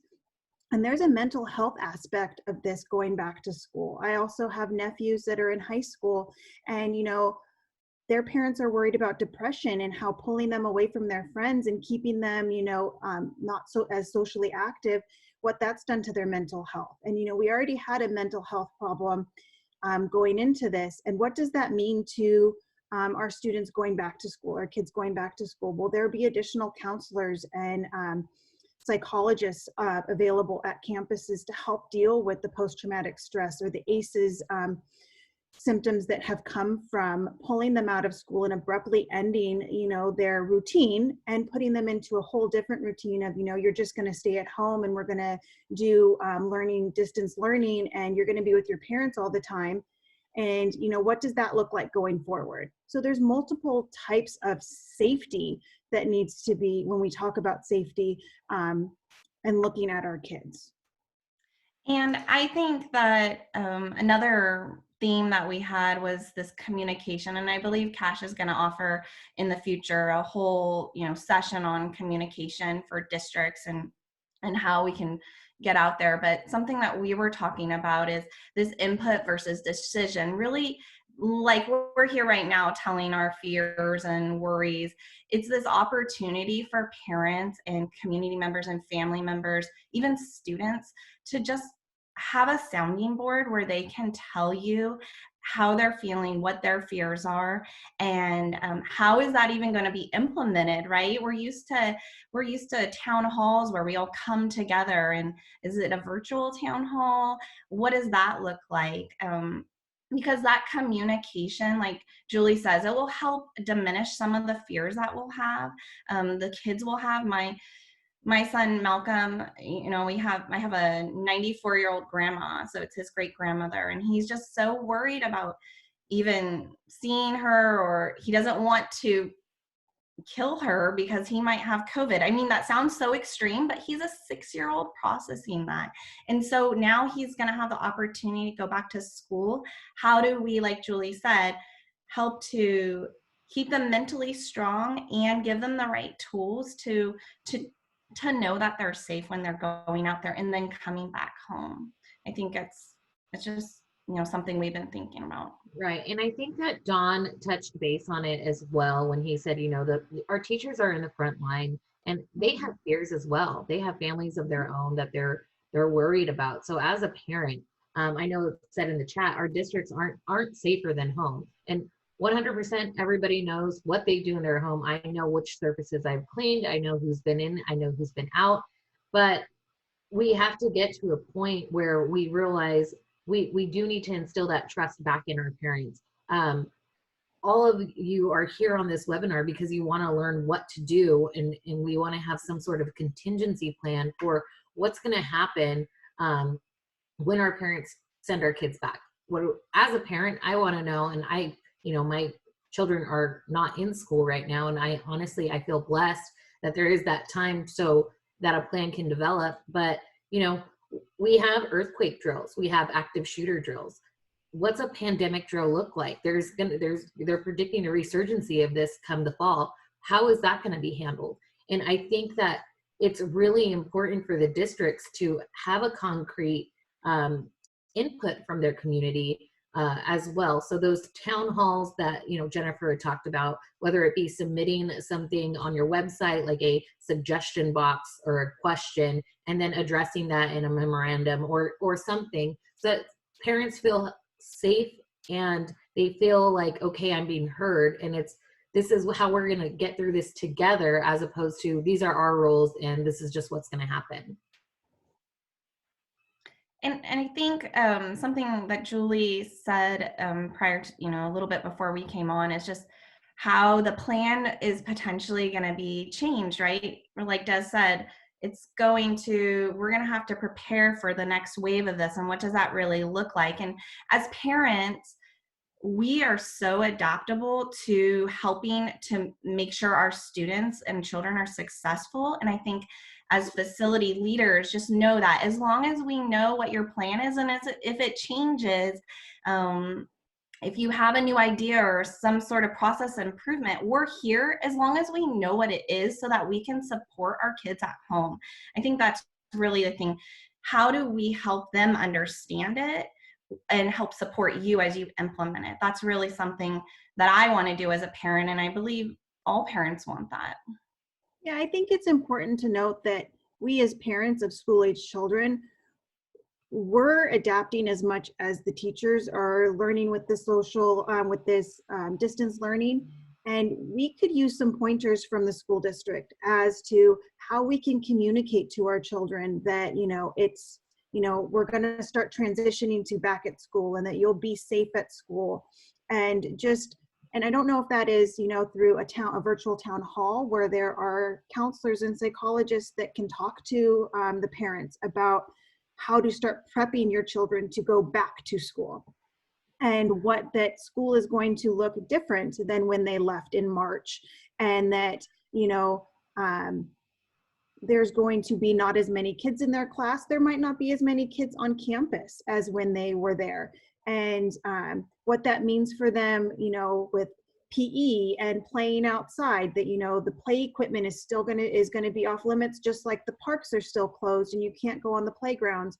And I know that I'm focusing on this more from a elementary and primary school parent, but I think that those students really need so much more coaching and getting back to, because they were used to a routine and they're very much social, and they're used to just like, going together and being so cohesive that, teaching them that they're going to have to stay further away from students. And, it's very important that, or they can't run up to their friends and give them hugs, or they can't hug their teachers as much, or they're not going to be able to sit on the couch or the carpet and do circle time anymore. It's all of those things that we need help trying to address without scaring them, that they need to be prepared for.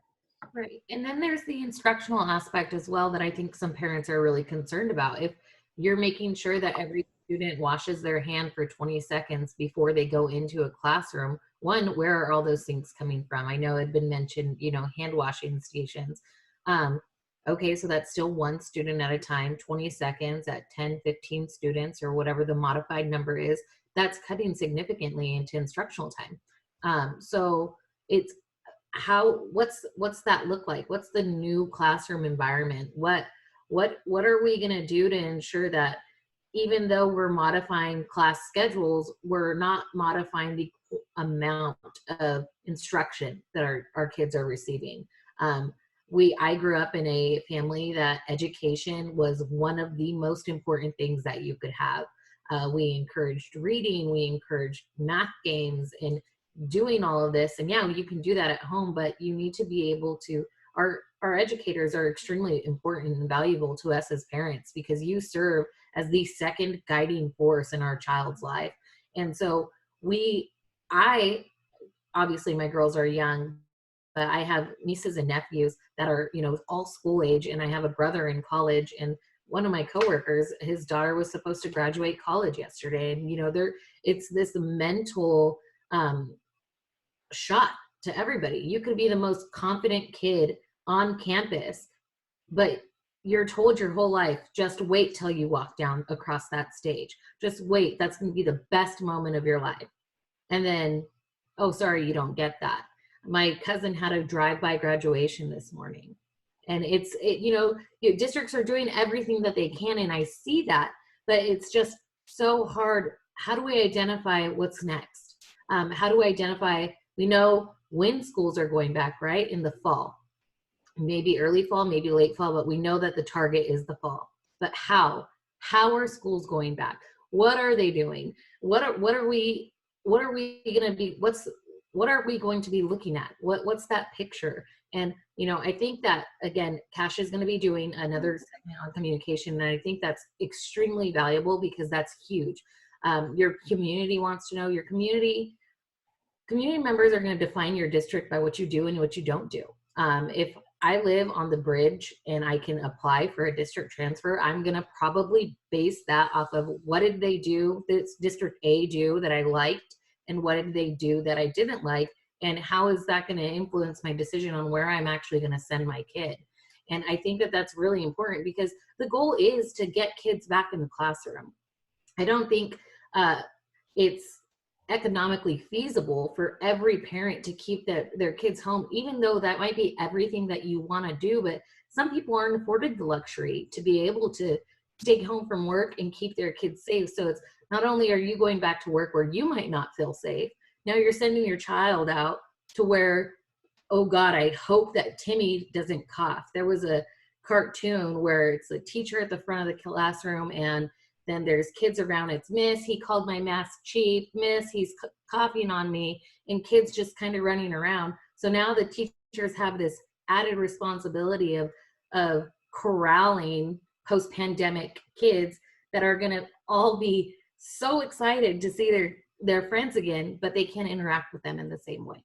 So it just leads to just a rash. And like I said, it could be a whole rabbit hole. We could probably talk about this for hours, but it's just really, really hard to identify, like, what is that going to do? And I think that it's really important for districts, and it's hard for the districts, right? Because you guys don't have that concrete plan yet. But it's maybe letting them know we're in the process of doing this, and this is what we've come up with so far. A couple items to chime on there. Something that I've thought a lot about is, you know, and having a daughter in kindergarten and having volunteered in her class, how much are we going to ask teachers to do? What are we going to do with those kindergarten restrooms that can get icky on a regular basis? Are we going to be asking the teachers to go in there and disinfect them?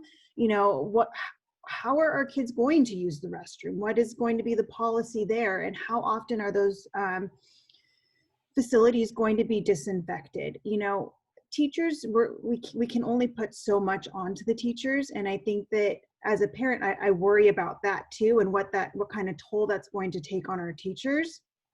I think Julie said it most accurately. We need to start the communication early. And like in our group conversation of Desiree, Jennifer, and myself, we talked about, you know, communication with parents and how it could just be right before school went back. And I said, well, for me as a parent, I wouldn't appreciate that as much as if there started to be a conversation now. And we know you don't have the answers, and we don't expect you to have the answers, but to put out some sort of communication as to what you're thinking, or, you know, what's being done right now to look at reopening schools. And then, like, as a parent, looking at split sessions and, you know, is distance learning still going to be a part of my daughter's education for the foreseeable future? Okay, that's good if it is, but at the same time, we all know that distance learning was just brought on all of a sudden and, you know, kind of forced upon us, and we know it wasn't perfect. So during this 8 to 10 week time span that we've been in right now, what have the districts done to implement better distance learning protocols? What type of professional development has been implemented for the teachers so that going forward, we have a more effective distance learning or virtual learning approach?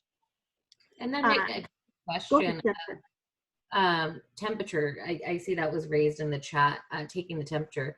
I love that idea, but then I also think of, okay, so you take Timmy's temperature and you pull him off to the side because he's a little high.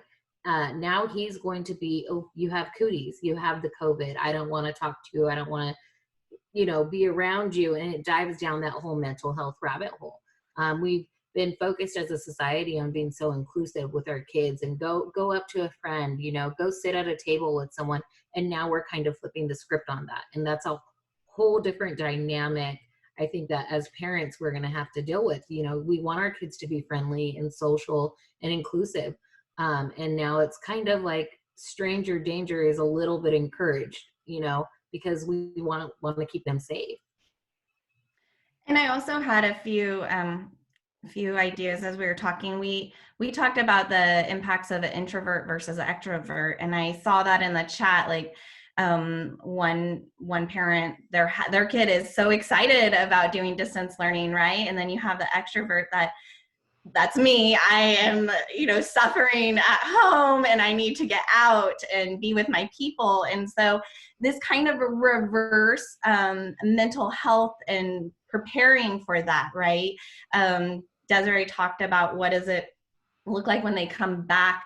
They're not going to see all their friends maybe. If we're going with Alan's 16 students per classroom, right? They used to have a 30 or 25 students per classroom. So now they're seeing only partially some of their friends. How do they process that, right? Again, on the communication in the town hall, I think what's really fortunate about each district, and how Desiree said, you have the opportunity to take this however you choose. It kind of falls in line with our funding model at the state, right? Local control. So really, as a district, you have the opportunity right now to take local control of how you're going to communicate that and get those ideas out there. And to Julie's point too, it might not be perfect. And that's how you start the conversation. We're in this together. We want to communicate as much as we know and as much as we don't. You're here to provide some input so we can make those really tough decisions when the time comes to bring our kids back to school. So this next slide kind of talks about the cycle that we wanted to give as an opportunity for districts, right? Julie stated that we want to establish trust. We have to either do that from the district level and from the home level, right? We're going to get our kids. We told them it's only safe to be home. You've got to stay home. That's why we're doing distance learning. And now we want to kind of help you campaign that trust back. It's okay to leave the house, and this is why. And we need your partnership as parents. And then some of our thoughts were, what does it look like to even leave the house? Are little guys and students wearing masks as first they go? Do they carry hand sanitizer? Do they walk? Are they admitted into school differently? I think it was brought up about transportation. What does that look like? My kids have to ride the bus, right? How do they get to school now? So those are some things that we want to support you with, whatever those decisions are going to be. And then what does that classroom space look like? I always know my kids are so excited for, the back to school night where they get to see their classroom before the first day of school. So what does that look like, and how can we help support them so that they can process it, right? Whatever age you are, me included, when I go in to do a presentation, I like to look at the room I'm going to be presenting in before I go into it, right? So does a student. They want to know what it's going to look like. Where are the books? What is this hand washing station about? All of those things. So helping us to help them on that. And then, are there going to be outside activities?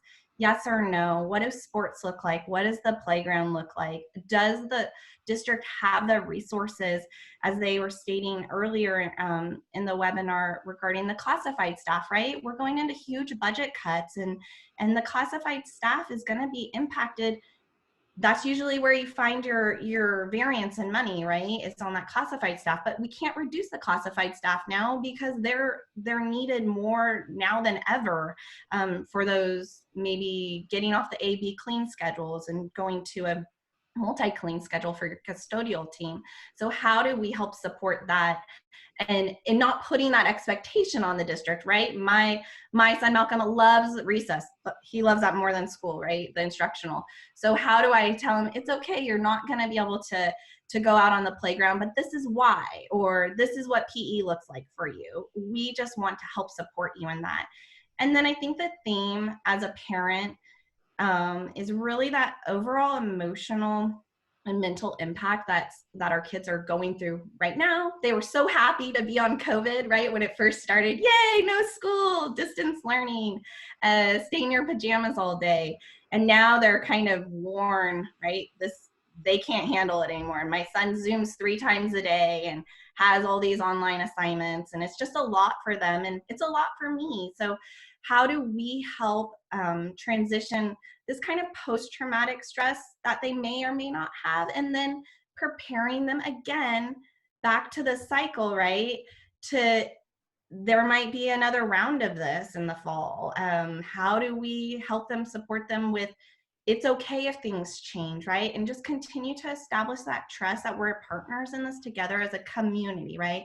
A family, a community, all here trying to do the best for our kids. Student achievement is really what we're all in this for, right? As either facility instructional leaders or consultants helping, we really want to provide the best environment, learning environment for our students, for our kids, so that they can have increased student achievement. So those are kind of the thoughts that we have. Des, do you have something?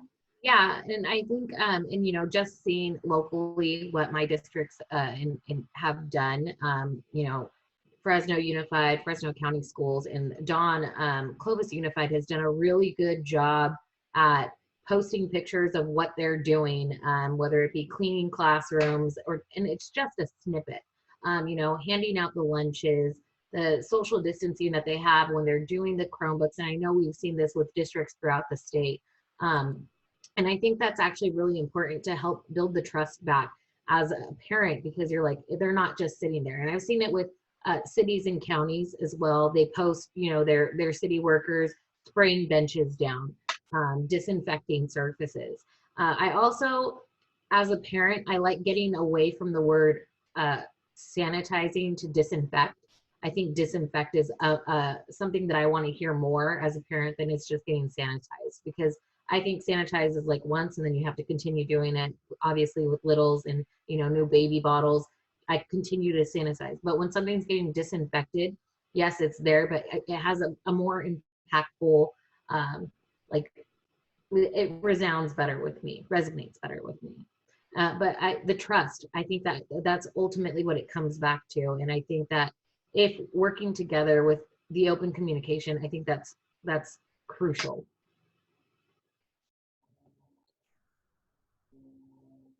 And that's pretty much, that was kind of our thoughts as parents. If any of the other panelists have some questions for us, or Julie and Jeff, if you want to take it to the next. How about Tom? So Julie, I know you, have known you for a long time, and I don't even know the school district that your children are in, but I could guess. But if you were to hear today that school is going to be opening in the middle of August, are you satisfied that you know enough to say, I'm pleased and I'm going to send Scarlett back to school? So I would say I'm in a different position. So I don't think that my district has done the best job at communication, and I would like to see a plan as to what Scarlett's school is going to look like. And I also saw come up in a chat right now is also care, after school care for our students, for those parents who are working parents. Scarlett is at school from 7:30 till about 5:30 every day. In order for me to go back to school, I would need to not only know that she was going to be in school for a certain amount of time, but also that there would be care for her after school. I don't think that my district has done a sufficient job in communicating out what the school day will look like and what precautions are being put into place. And that's why I think, for me, establishing a communication plan earlier is better. I would just like to know what is being done. I mean, even if, you know, Julie from Palm Springs, if I saw that, you know, my school district was evaluating each campus and trying to come up with a plan, I'd be like, okay, there, you know, things are moving in the right direction. We're going to be able to safely reopen in September. My district is one of the few districts that still opens in September. that we're going to be in a position to open in September, and Scarlett is going to be safe and there's going to be a plan in place. But none of that communication has come out. So at this point, I don't think that I would feel comfortable in sending her back to school. So what I would say to you is, and having been involved in schools for a long time and been a superintendent where you hear all the complaints, even in a regular school year, opening school and asking that same question of parents, I always heard that, we didn't get enough information. We would have loved to have more information, even if they weren't critical. So I think in regular times, and this was my point in asking the question, regular times, parents are anxious about sending their children to school anyway, and they want as much information as possible. And it sometimes the feeling I had was that I could be communicating daily, several times a day, and I wouldn't be able to reach everyone. So maybe that's a message that our school district colleagues maybe would take away from today, and asking you as a mom that question, that if that's a normal response from parents because their children are precious to them, how much more we as educators working in schools today must communicate with parents to make sure, even, and it was said earlier by I think all three of you, even if I don't know what I'm going to do, to share the fact that we're looking at these options and several options, and we will come to a conclusion and share it with you. That information about we don't know yet is better than no information at all. And I think I heard all of you say that at one point or another. Definitely, Tom. I think that's the most critical thing. Like you said, communication, whether it's in a pandemic or just normal life, it's incredibly important. And the faster districts can get out there if they haven't already, just to say, hey, we're looking for your input, right? I think that's really critical. Sometimes it's maybe leaders might be fearful of, if I get that information from the community, it has to be the decision being made. It's just an opportunity as parents and community members. We want to give our input and feel like we're heard. And then whatever decisions you make from that, we'll be supportive of it. But we need that time to process getting opportunity to tell you what we're thinking. And as you've all indicated, we plan to focus on communication as one of these webinars, and it will be something I think you'll probably hear in each of the webinars, but one specifically for that. So thank you, moms. Thank you. Tom, there's one thing I want to point out. In our district, Palm Springs Unified, we're 86% free and reduced lunch. Once the governor opens up restaurants, hotels, all of those, parents have to go back to work. And I would say most parents want to go back to work because no one likes to be on unemployment or federal assistance. Our area, we've got very hardworking parents who are very proud that they earn a living for their families. And it is imperative that our public schools open so our economy can get going again. So with that, not having a choice, many parents will not have a choice. That's the most important part of making sure that our schools are as safe as possible with our social distancing that we can do, and to get them back and educating these kids again. We all know without education, you're very limited in your opportunities in your life. Hey, Julie. And what we've heard over and over again, and I'll just be brief, Jeff, but what we've heard over and over again is that we really need to be concerned that we've diminished the instructional time for children, and especially the younger children and more disadvantaged children, and that their learning ability and the quality that frequently is referred to as being the sponge for information has been diminished because of what's happened during this period of time. And we want to try to make that up.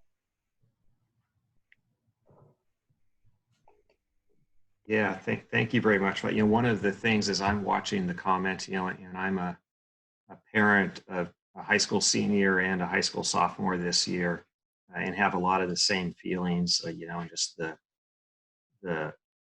the hole that's been left in these kids as a result of this, that we have to deal with, that getting that parent voice and getting the student voice, as we talk about older students as well, involved. Start the conversation. I think that's the best thing. The other thing that struck me, that I saw as a theme in the comments, is options for parents. Some students do better in distance learning than others. Some like that format, some struggle with that format. But giving options can also create opportunities for us as we address how we're going to come back into school. So I like to look at those options and all these ideas that are out there as things that could create potential opportunities that can help us as we work through these issues. And with that, Julie, Dawn, Alan, Jennifer, Des, and Julie, thank you so very much for sharing your insights with us. Very much appreciated. Very beneficial conversation today, and I'm sure it's going to be an ongoing conversation. So again, thank you to all of our panelists for your time this morning and early afternoon. Thank you. Thank you, everybody. If you could bump to the next slide, Sam, we do have the next webinar that Alan alluded to as a preview. Next Thursday, we'll have a webinar on maintenance and operations, sanitizing, disinfecting, and healthy air. So all more details that we need to drill into as we develop these reentry plans. We also have our next web shop coming up on May 19th, 2 parts. Again, the first part on Tuesday, May 19th, and the second part Friday, May 22nd, which is in lieu of our normal in-person monthly workshops. So you can find information on both of those on our CASH website. Over the past 2 months, schools have done really incredible work in our communities, from the pivot on a dime, start of distance learning, stepping up to make sure meals stay available, and now looking to prepare our facilities so they are ready to go and we have the best solutions possible as we re-enter, and making sure, and most importantly, making sure our students are engaged and cared for. Return to reentry. CASH will continue to keep you informed through emails and webinars together as we learn more about best practices and how to deal with this. So CASH, myself, and the presenters on the webinar today extend our best wishes for continued good health to all of you out there. And again, I extend thanks and appreciation to our essential workers and frontline folks out there, our school custodians and food service folks. Thank you for everything that you're doing. And please, to all of us, follow the healthcare directives in your local area. Remember, most of all, CASH organization is here to help and be a resource to all of you as we figure these things out. Together, we'll maintain our sanity as we continue to operate during the pandemic. Thank you very much, and we'll be here again next week. And as our chair, Julie, always says, stay CASH strong.